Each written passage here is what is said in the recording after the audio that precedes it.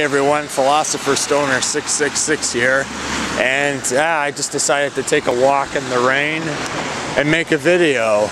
You know, I love the rain. You hear most people say, yuck, it's raining outside. To me, you know, I love it because it's like this thing that cleanses the air of all the impurities. You know, all the bums and junkies and drug addicts just gotta stay inside and find something else to do. You can walk around without there being any assholes. But yeah, you know, and then just the fumes of the fresh air just waft to your nose, and it's like frees you of the foul stench of corruption in the air and living in these fucking cities. Anyways, yeah, I wanted to talk about The Walking Dead. I've been having exams lately, and in between them got a lot of free time, and I was catching up watching episodes of The Walking Dead on the internet. And I just wanted to talk about this whole idea of the Judea-Christian narrative. And that's this idea I was thinking about for a while, where we have, you know, in English literature or plot variations. Like, apparently there's only 250 different types of plot, that most of the stories have all been done before. And, you know, I've watched The Walking Dead for a couple of years, watched it in the first season, and originally I thought I was on the cusp of something new, you know? It was all about, you know, this dread and futility and anxiety. They would do things that hadn't really been done before. Like, they'd have an episode where they'd have a character on the show for just one episode, and then the character would be killed off, or one of the main characters would just meet a guy, and then they would part ways, and you would never find out what happened to that character. You know, I don't really want to spoil it for anybody. I'm not giving away all the details, but they did things with the storyline that were different. I thought I was on the cusp of something new and different. And so anyways, I'm watching episode, the third season, and then they start more and more doing the Bible quotes. At first, in like the 5th episode, there was only like one Bible quote, and then by like the 7th episode of the series, you know, you're getting like 2 Bible quotes in the series, and I'm like, oh, haha, you know, the joke's on us, because here it is, another Judeo-Christian narrative, another, you know, have the person that goes off and dies to basically be the Christ-like figure, you know, to save everybody from their sins. And you have, you know, the governor, main villain in there, he's like the devil because he represents betrayal.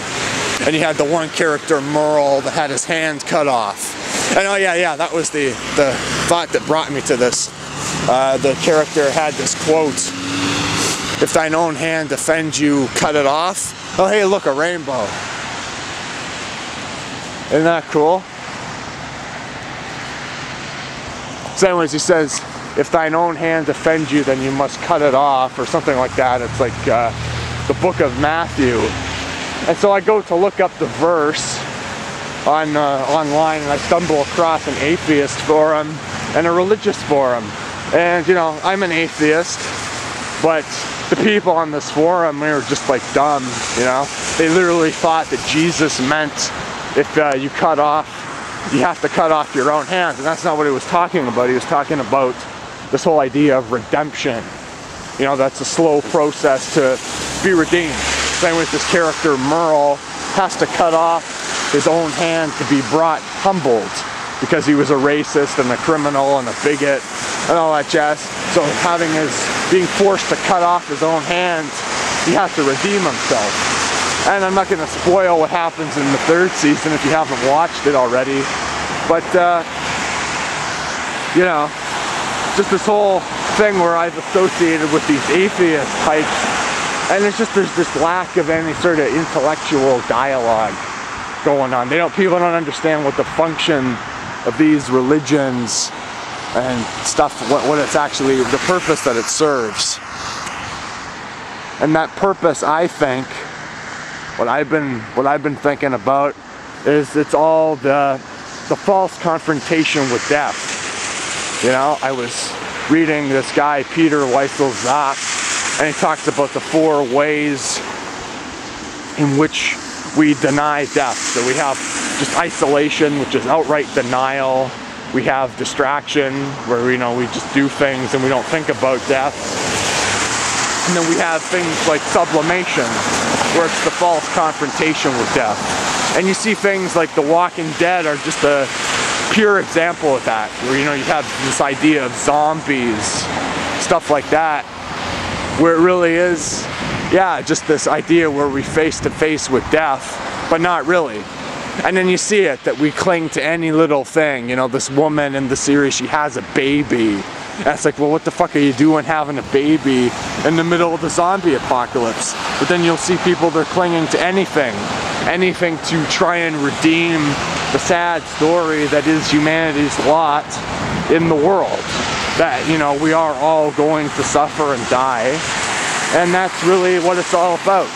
So Christianity is like this, it has this, it appears as if it's this life-negating thing, you know, because it's anti-sex and, you know, has all these other seemingly life-negating ideas. Yeah, at the same time, it's a very, oh, the rainbow disappeared, but it's this life-preserving idea that, you know, the only way to extract meaning in an otherwise absurd circumstance that we're in, where we're going to suffer and die for seemingly no rhyme or reason, is to create a meaning.